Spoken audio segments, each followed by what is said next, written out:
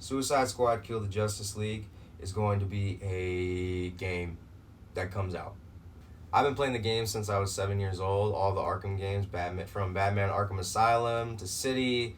I played Origins. I know they don't count, I guess. And then Night.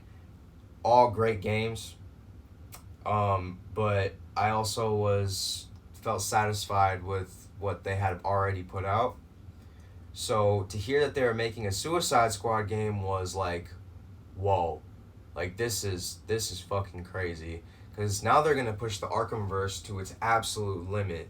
Like the whole plot is fucking Brainiac is mind controlling the entire Justice League, and that is in tandem with the comics. Normally, people can't really fuck with Batman's head, but Brainiac can. So to have the premise be there's literally nobody on Earth left who can fight these guys. The only people left are these psychopaths from a prison. Now that is fucking insane. Now the first time I saw the gameplay, I thought, yeah, this game's gonna be fun, but I started to notice that they're not punching that very often.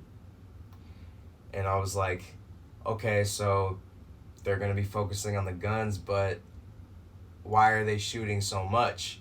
I know that I've seen them punch every once in a while, but it's not the same free flow combat from the old games. Now, there's nothing wrong with taking a different direction, especially if you're trying to kind of revitalize this new identity into your series. But the problem with that is that this game is also very similar to games like Fortnite, and you're going to be able to see it very soon, see the similarities, because the game is a live service game. There's a battle pass that's going to be involved. There's a gear system, which I don't even know if it's going to be good or not. Honestly, when I hear about a gear system in a live service game, I immediately think of like Ubisoft microtransaction bullshit, and I don't even want to fucking think about it. But that type of shit's going to be in the game, and that's already going to be a problem. But that's not even the main issue. It's the game itself. Oh boy, so let's talk about the game. All right. First, we'll talk about two things besides the shooting, because shooting's not even really the worst part about it. It's the fact that this game can be compared to so many things that have come out recently that I don't think that when it comes out, it's going to land on anyone. It's not going to hit as good for anyone. I think people are going to play this game for a week, get a few buddies, fuck around for a little bit, and then it's just going to be one of those games we forget in the modern era. Just like all the new CODs, all the fucking, just, you know what I mean, man. No one's waiting in line for the new Battlefield no more. No one's waiting for any of that, but I digress. Anyways, the reason I say that is because, one, the traversal in the game was the main focus they were trying to go off of in the new trailers, which is like, okay, yeah, which was like, I was all for that. I want to be able to glide through your map and fucking go as fast as I can, do a bunch of other shit and all that cool shit, but thing is I looked at Harley's glider where she's grappling and swinging and stuff, and I'm like, damn, like I'm comparing this now to the Spider-Man games that have come out recently, which are way better in traversal compared to the old Batman games. Even though those are also pretty satisfying, especially in Arkham Knight, the traversal in Spider-Man is obviously a lot better. But seeing how it's completely butchered in this game, which is a map that is fucking huge, by the way, for no reason. The way that you get around this map looks clunky compared to other games.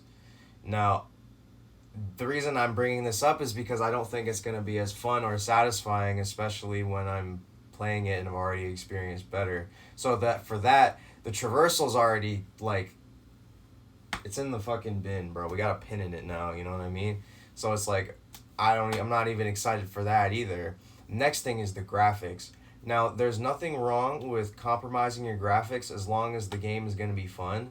But I don't think the game's going to be fun. And two, this was coming from a studio who goes above and beyond in everything they do, especially in the graphics department, man. Because Arkham Knight is still almost unbeatable compared to the new PS5 games. In this game, you're seeing polygons in the distance that aren't even loaded yet. which is I wasn't tripping about that too much at first, but now it's going to become a very even more glaring problem to a list of cons. You know what I mean? And the gameplay, oh my god, it just, again, I hate to bring it up, but it looks like Fortnite but without building.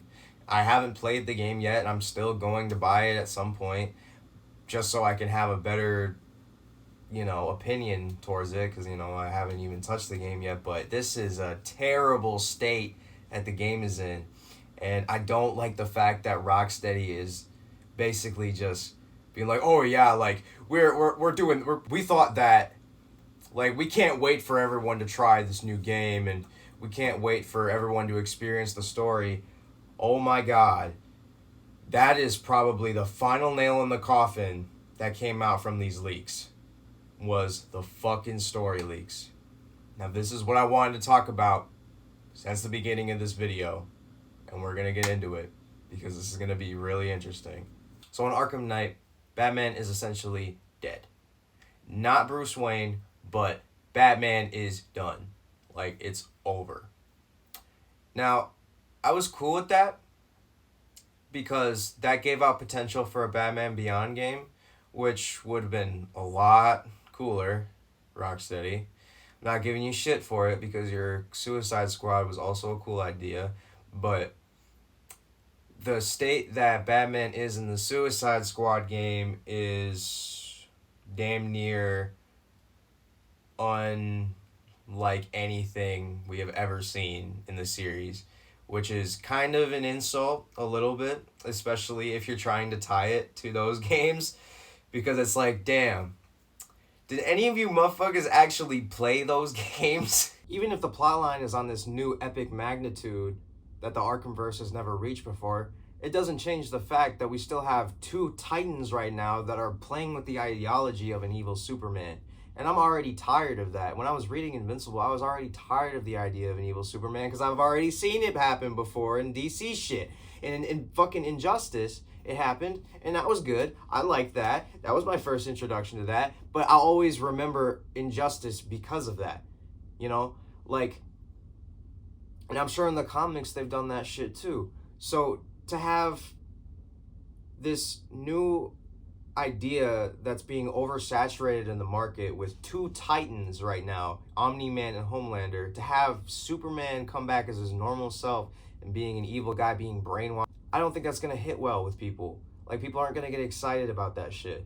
So you already have boom, boom, boom, check, like, con, everything weighing against you against this game.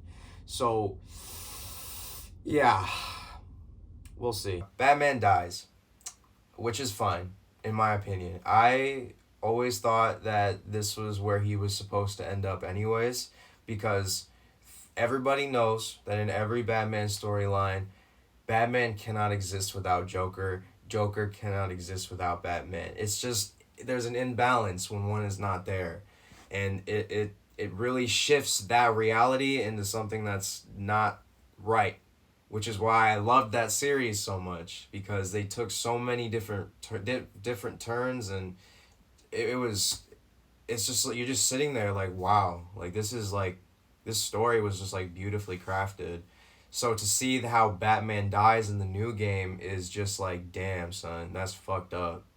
Batman gets shot in the head by Harley Quinn in a chair. What the fuck, man? What the fuck? First of all, he's being mind controlled by Brainiac, sitting in a chair, gets shot in the head by Harley. Now, bro, I think Harley is on the same level as Batman and Joker. Believe it or not, I do think that, because we've seen her do some really crazy shit. In fact, even better Joker in many situations. So, for her to kill Batman, me personally, that's like, damn. That makes sense to me. But though he just gets shot in the head in a chair? Like, damn. Don't you think Harley would have better known Batman by this time? Like, I don't mean to sound like an online power scaler or anything, because I honestly hate those motherfuckers. They be snobs, and they ruin stories. But, like, I feel like Harley during her time in the Suicide Squad is not at that level yet to kill Batman. And in the story that doesn't really make sense to me. And I understand that Kevin Conroy also tragically passed away recently as this game was being made, but I feel like they could have done a better justice to this guy. Like, damn, son. Like, everyone's in the comments saying, like, you ruined Kevin's legacy. Like, no one ruined Kevin's legacy, man. He starred in Batman the Animated Series, aka the greatest cartoon ever made. He starred in the fucking Batman Arkham series, man. The greatest Batman storyline iteration of all time. Like, his legacy's not torn, bro. It's just, I'm upset because Batman is a character that I consider to be almost human. You know what I mean? Like, almost like someone I know personally, you know? So to see him go out like this, especially in my favorite storyline, it's a lot of weight, man. It's a lot of weight. And I don't think it's going to sit well with a lot of people. And especially, I don't want it happening in a game like this because I'm not going to have fun playing it.